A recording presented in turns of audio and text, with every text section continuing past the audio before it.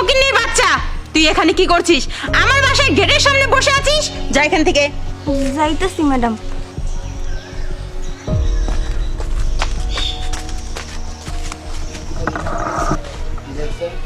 এই, আপনি এখানে কি করছেন? উঠুন। না মানে কিছু না স্যার। বুঝতে পেরেছি। শুনুন, এখানে কোনো আলতু ফালতু কাজ করা যাবে না। আপনি এখান থেকে যান। আপনি কাজ করতে পারেন, ওই কর্নারে একটা বাথরুম আছে, ওখানে গিয়ে আপনার কাজ করতে পারেন। যান। স্যার, এটা আপনি কেমন কথা কইতাছেন?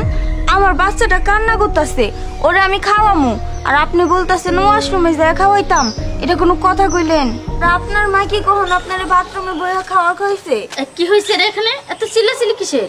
আরে চিল্লাচিল্লি না মা, দেখো না একটা ফালতু মহিলা এখানে এসে জঘন্য একটা কাজ করতেছে। জঘন্য কাজ করতেছে? কি করছে? ম্যাডাম, আসলে কি জানেন, আমার বাচ্চাটা না অনেক কান্না করতেছে, এর লেগে ভাবলাম ওর একটু খাওয়ান খাওয়াই। আর এই স্যারটা করতে গাইসা বলতেছে আমি কি আজেবাজে কাজ করতেছি, আবার বলতেছে বাথরুমে যায় খাওয়ান খাওয়াইতো। এটা কি কোনো কথা? একদম চুপ থাক, আর একটা বাজে কথা বলবি না।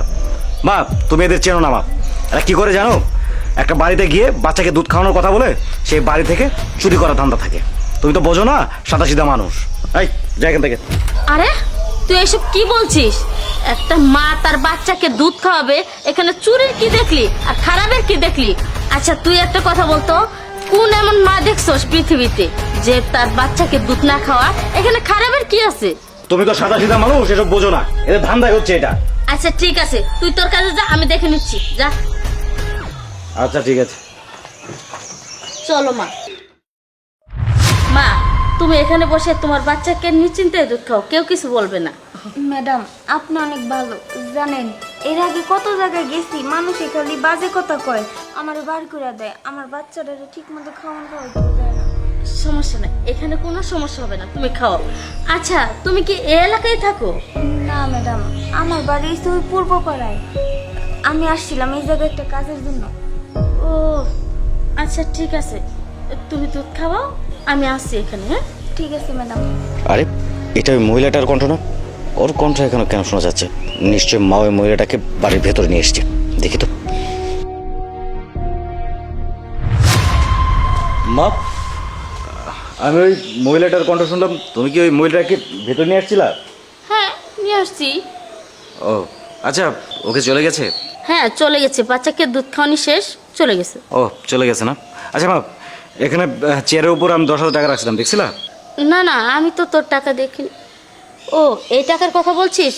এনে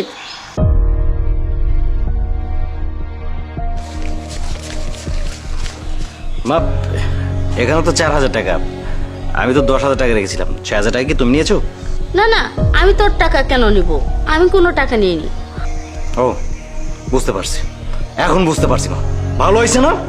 ওই যে আদর করে সোহাগ করে যে বাড়ি থেকে মহিলাটা নিয়ে আসছো না, নিশ্চয়ই ও চুরি করেছে। আমি তোমাকে আগেই বলেছিলাম, এদের ধান্দায় হচ্ছে মানুষের বাড়ি বাড়ি গিয়ে সন্তানকে বাচ্চাকে দুধ খাওয়ানোর কথা বলে তাদের বাড়ি থেকে টাকা চুরি করে নিয়ে গেছে না। এখন ভালো হয়েছে না? এখন বোঝো।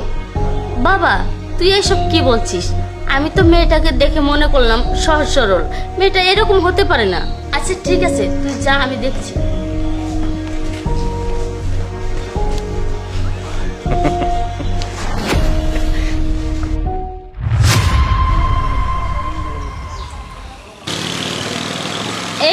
এমএ তরমুজ কত করে?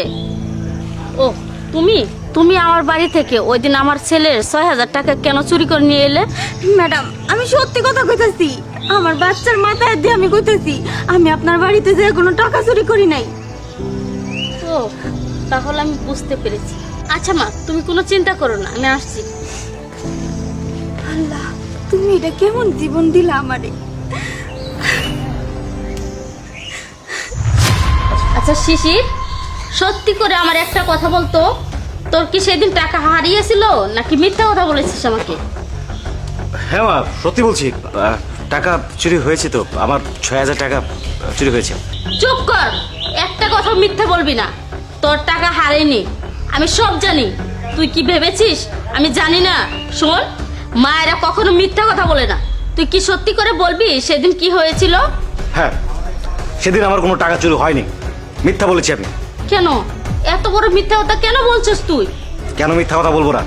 তোমাকে আমি কত করে বললাম যে মা, এদের আমার পছন্দ না, বাজে কাজ করছে।